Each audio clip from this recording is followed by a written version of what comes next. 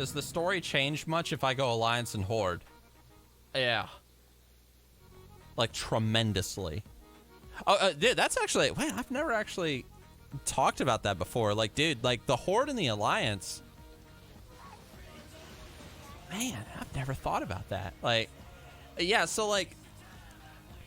Okay, so for those of you that might have started playing WoW recently, like, in the past few years... Yeah, like, World of Warcraft is very, like... Its story is very linear nowadays. Yeah, I should have made a video on this back in the day. It's a very linear story. If you are energized. Okay. Like, you know, it's like, oh, we're fighting the Legion. Or we're fighting these guys. Or we're fighting those guys. I don't even know if I really want to do this quest, to be honest. I think I'm just going to go this way. Let's pick this up. Okay. Let's just make our way down south. I don't want to do another quest or have to put something down. I hate these quests. But like in classic WoW, like the story is like so diverse.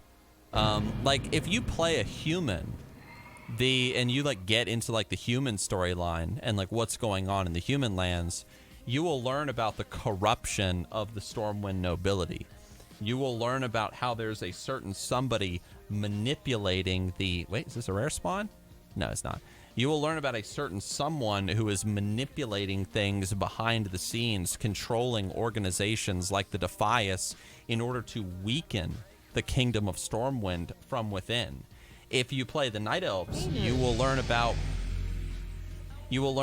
like, you know, Malfurion, he's been gone. You'll learn about, like, the Emerald Nightmare. You'll learn about the Night Elves and their relation to the lesser races of the Alliance, like the Dwarves and all that shit.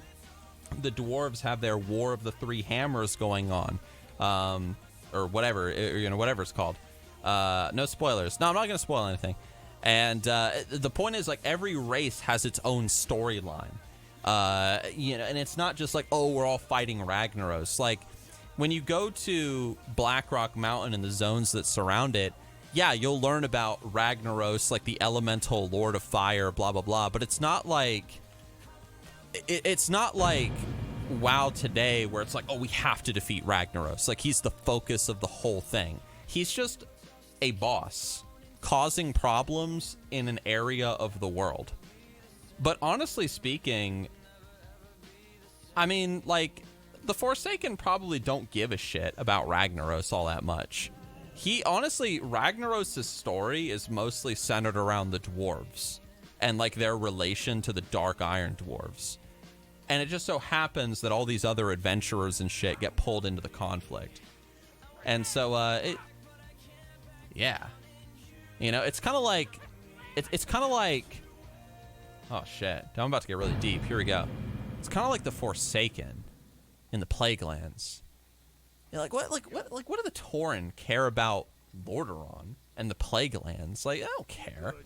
You know, like what do the dwarves care? They're safe in their mountain homes in Khaz Modan. Like, what do they care? But the Night Elves, like, what do they care?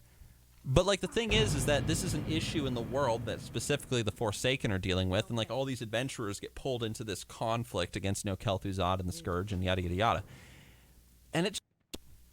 Rather than it being, like, a world where there's one bad guy or one big problem that needs to be solved, it's just, like, it's just a bunch of different baddies with a bunch of different problems that all need to be taken care of.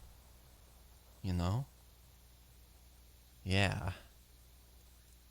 The dwarves are invading Mulgore. That is true. The dwarves are invading Mulgore. The discovering spirit is some even worthy of Machinima. Eh, Nixxiom? Yeah, dude. Like, classic WoW's storytelling is one of the...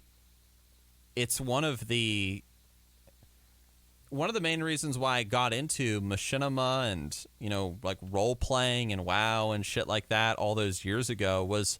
because I enjoyed the storyline in Classic and BC and in Wrath so much. I enjoyed the stories that Blizzard wrote, and I loved it. I thought it was fantastic. Yeah. Yeah. I missed the non-role-play stupid series yet. Oh, it's so old. Back in Vanilla, I wonder if we'll see a resurgence with Classic. I think so. I mean, you know, people, whether it's me or anybody... You know, like, well, I can only speak for myself. You know, I made Machinima because I was passionate about the game.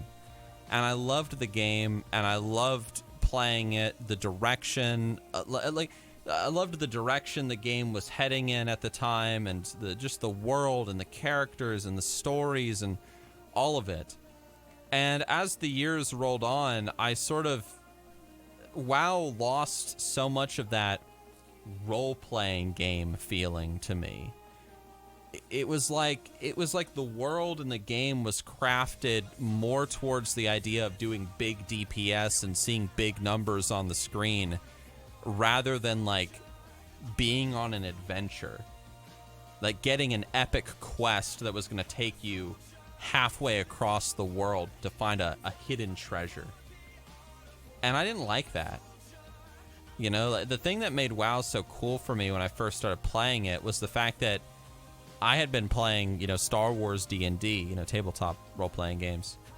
And then when I started playing WoW, it felt like I was playing D&D, but like in a video game, online with strangers. That felt awesome. So as WoW changed, I lost a lot of my passion for it. I still loved it, but the stuff that inspired me to like role-play and make videos and all that crap sort of faded away. You know?